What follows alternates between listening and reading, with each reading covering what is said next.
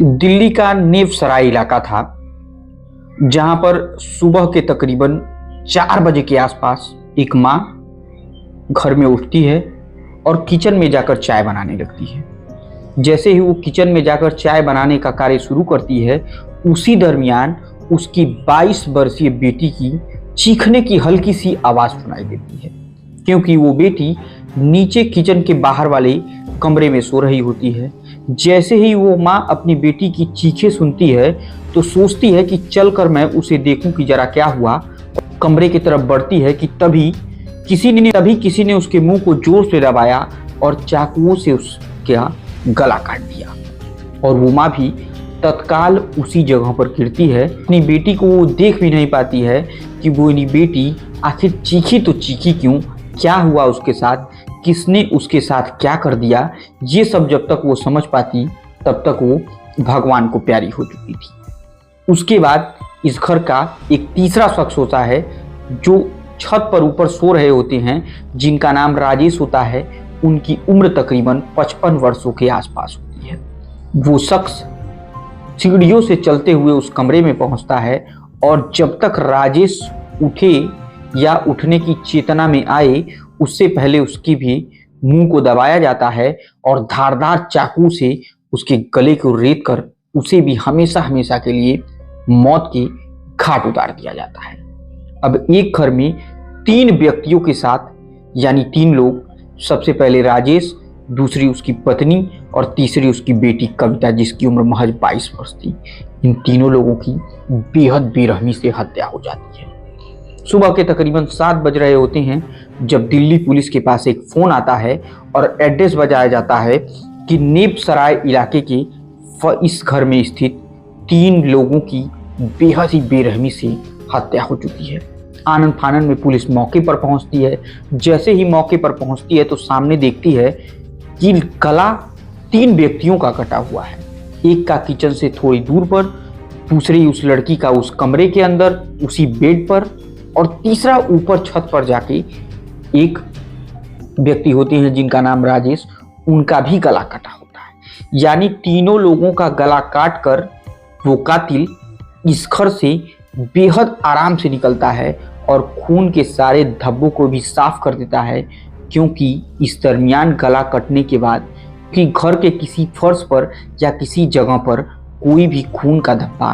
दिखाई नहीं देता है। ये देखने के बाद पुलिस बेहद चौंक जाती है, लेकिन बेहद हैरानी वाली बात यह होती है कि जब पुलिस को जिस व्यक्ति ने कॉल किया है वो इसी घर का एक बेटा होता है, जिसका नाम अर्जुन होता है, और अर्जुन ने ही पुलिस को फोन किया था। अब जब पुलिस आती है तो सबसे पहले इन तीनों बॉडी को अपने कब्जे में लेती है, पंचनामा कराया जाता है, उसके बाद इसे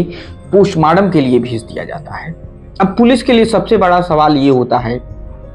कि कौन है वो शख्स, आखिर क्यों और किसने माँ, बेटी और पिता का इतनी बेरहमी से कत्ल किया जाता है। तो दोस्तों, ये पूरी कहानी मैं आपको सुनाऊं उससे पहले एक छोटा सा निवेदन, अगर आप चैनल पर नए हैं तो कृपया चैनल को सब्सक्राइब, वीडियो को लाइक और वीडियो को ज़्यादा से ज़्यादा शेयर कीजिए, क्योंकि आप लोग भी अपने पुत्र की तरफ बेहद आकर्षित होते हैं। तो एक पुत्र का कारनामा जब आप सुनेंगे तो यकीन मानिए आपका भी दिल बैठ जाएगा, क्योंकि प्रेमिका इम्पॉर्टेंट है या पिता और घर वाले इम्पॉर्टेंट हैं, आज मैं आपको इस कहानी के माध्यम से आपको जरूर बताऊंगा, वह कुछ ही मिनटों के अंदर। तो दोस्तों, दरअसल इस पूरी कहानी की जो शुरुआत होती है वो दिल्ली के इसी नेबू सराय इलाके से शुरू होती है, और इस इलाके में रहने वाले राजेश, जिनकी उम्र तकरीबन 55 वर्षों के आसपास हो चुकी होती है, वो फौज से रिटायर्ड होते हैं। लेकिन वो ये सोचते हैं कि उनके 2 बेटे हैं, 2 बच्चे हैं, एक बेटा और एक बेटी। बेटे का नाम अर्जुन और बेटी का नाम कविता होता है। दोनों की अच्छी परवरिश के लिए वो रहने वाले तो हरियाणा के होते हैं, लेकिन वो दिल्ली लेकर इन दोनों को आते हैं, मकान खरीदते हैं, और इन दोनों की अच्छी से अच्छी परवरिश हो सके इस वजह से इन्हें दिल्ली में रखते हैं, इनकी पढ़ाई लिखाई अच्छे तौर तरीके सिखाने के लिए, ताकि इनका बेटा और बेटी दोनों पढ़ लिख कर संपन्न रहें, आगे बढ़ें। इसी चीज़ के लिए वो उन दोनों के लिए अपनी जमा पूंजी लगा करके इस जगह पर घर बनवाते हैं और घर को आगे की तरफ अग्रसर कराते हैं। लेकिन जो राजेश होते हैं, जिनकी उम्र 55 वर्ष होती है, वो आर्मी से चूंकि रिटायर्ड होते हैं, तो उनको गुस्सा बात बात पर आ जाया करता था, क्योंकि उनका एक नियम था कि रूल को हमेशा फॉलो करना चाहिए और रूल के तरीके से ही रहना चाहिए, क्योंकि आर्मी वाले लोग बहुत सख्त होते हैं और जो कोई भी रूल से हटकर यानी तौर तरीकों से हटकर काम करता है तो वो उन्हें रास नहीं आता है। इसी चीज को लेकर आए दिन अपने बेटे यानी अर्जुन और राजेश में काफी बार कहा सुनी हो जाती थी और कई बार गुस्से में राजेश अपने बेटे को डांट भी दिया करती कि अगर ऐसे ही रहोगे तो तुम्हारा जीवन आगे अच्छे से व्यतीत नहीं हो पाएगा। लेकिन पिता पुत्र का ऐसा कई बार होता रहता है, कोई बहुत बड़ी बात नहीं होती है। लेकिन इसी बीच में अर्जुन अपनी पढ़ाई के दौरान उसकी जिंदगी में एक लड़की आती है जिसका नाम होता है मनीषा, और मनीषा देखने में बेहद खूबसूरत और हसीन होती है। दोनों एक दूसरे के करीब आते हैं, दोनों एक दूसरे को दोस्त बना लेते हैं और दोस्ती न जाने कब गर्लफ्रेंड बॉयफ्रेंड के साथ प्रेम संबंधों में बदलता है। और प्रेम संबंध जब अवैध संबंधों में बदल जाता है तो यकीन मानिए फिर आगे जो होने वाला है उसकी कल्पना ना हम कर सकते हैं ना आप कर सकते हैं, क्योंकि किसी ने खूब कहा है कि love is war all is right. और इसी कहानी के साथ वो दोनों एक दूसरे के इतने करीब आ जाते हैं कि अर्जुन किसी भी कीमत पर मनीषा से शादी करना चाहता था और मनीषा भी अर्जुन से बेहद प्यार करती थी और वो भी अर्जुन से किसी भी कीमत पर शादी करनी चाहती थी। लेकिन इन दोनों के बीच में जो एक कड़ी होती है जो इन शादी को न होने के कारण रोक रखती है, वो होती है कास्ट। इंटर कास्ट मैरिज होने के नाते राजेश को जैसे ही अर्जुन की इन हरकतों का पता चलता है, वो अर्जुन को घर पे बुलाता है, काफी डांटता है, डपटता है, समझाता है कि देखो तुम सुधर जाओ, इस तरीके की हरकत करने की कोशिश भी मत करना मेरे जीते जी, वरना अंजाम बहुत बुरा होगा। और अगर आज के बाद तुम उस मनीषा नाम की लड़की के साथ दिख भी गए तो तुम्हारा वो हाल करूंगा जिसके बारे में तुमने आज तक कभी सोचा नहीं होगा। लेकिन प्यार तो प्यार होता है, एक तरफ पिता का डर और दूसरी तरफ मोहब्बत का पैगाम जैसे ही आता था तो अर्जुन अपने आप को रोक नहीं पाता था। पिता की उन बातों को भूल करके फिर वो मनीषा के साथ जाता था और दोनों एक दूसरे के साथ उसी मोहब्बत में खो जाया करते थे, जिसके बारे में कल्पना करना भी काफ़ी कठिन होता है। अब दोनों एक दूसरे से कुछ इस कदर प्यार करने लगते हैं